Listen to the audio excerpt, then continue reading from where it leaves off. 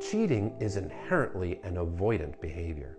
No, this doesn't mean that only avoidantly attached people cheat, but they are more prone to it.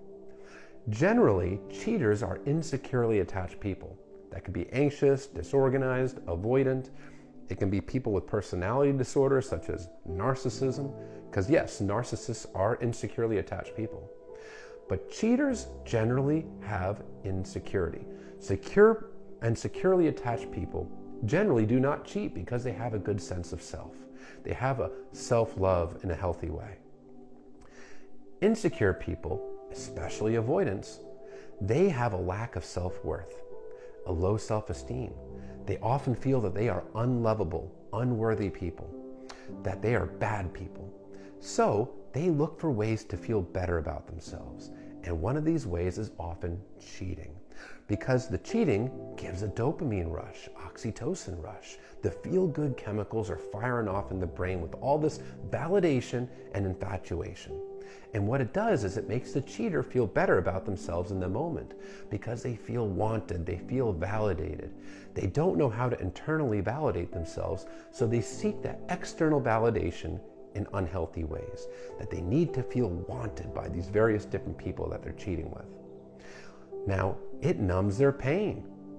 It makes them feel better about themselves in the moment. It helps them avoid the painful emotions and attachment wounds that they don't want to face.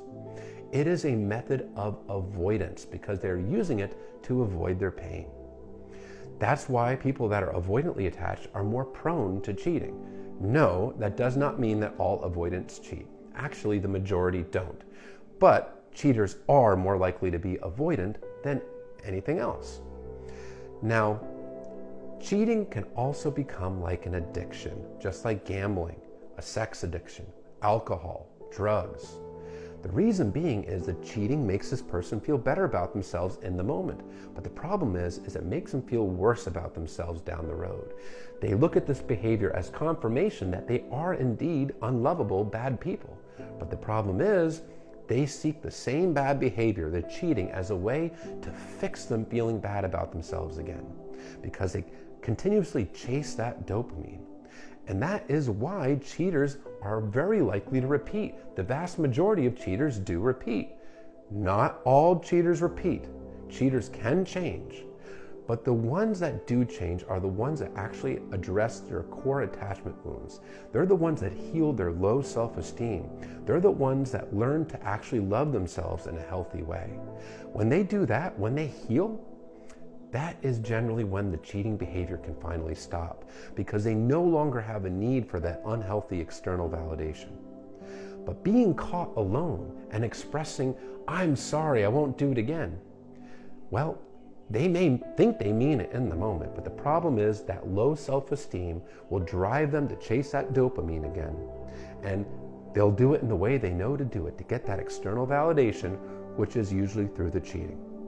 That's why, unless they go to therapy and truly work on themselves and really make the effort and commit to it to heal those attachment wounds, that they are very, very, very likely to cheat on you again. So if your partner, your spouse, if they have cheated on you and they just promise not to do it again, but they're doing no other work otherwise, they're not going to therapy, they're not working on their attachment wounds, they just want to sweep it under the rug like it didn't happen, the odds are this person is going to cheat on you again. And it is inherently an avoidant behavior. Recognize, it's not the fault of the person that was cheated on. It is never the fault of the person that was cheated on. Even if that person has made mistakes in the relationship, or even if they're a bad partner, cheating is still a choice. It's a selfish choice, because that person is only thinking of themselves and making themselves feel good in the moment. They're only considering themselves. They're not considering the painful impact it will have on their partner. And even if they try to blame their partner, that is just gaslighting. It is always the responsibility and the fault of the cheater. And it is because of the internal wounds of the cheater. It is because the cheater is not a healthy person. They are not an emotionally healthy person. That is why they cheat. It's not the fault of the person that was betrayed.